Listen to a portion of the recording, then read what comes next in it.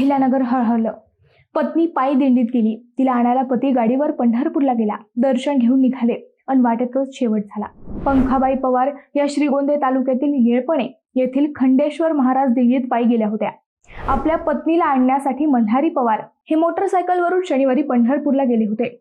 शनिवारी संध्याकाळी पंढरपूर येथील पांडुरंग मंदिराच्या कळसाचे दोघांनी दर्शन घेतले. घराकडे परतण्यासाठी दोघे मोटरसायकलवरून शनिवारी सकाळी निघाले. सोलापूर पुणे रोडने येत मल्हारी व पंखाबाई पवार एका ट्रॅक्टरने मोटरसायकलला धडक दिली. मल्हारी पवार जागीच ठार झाले, तर पंखाबाई पवार यांना भिगवण येथील एका खासगी रुग्णालयात दाखल केले होते. मात्र त्यापूर्वीच त्यांचे निधन झाले. उपचारादरम्यान पत्नीचेही निधन झाले. वारकरी मल्हारी बाजीराव पवार यांच्या मोटरसायकलला एका अनोळखी ट्रॅक्टरने धडक दिली. या अपघातात मल्हारी पवार वय वर्ष 57 व त्यांच्या पत्नी पंखाबाई मल्हारी पवार वय वर्ष 54 यांचा मृत्यू झाला. या वर्षीची पंढरपूरची वारी ही त्यांची शेवटची वारी ठरली.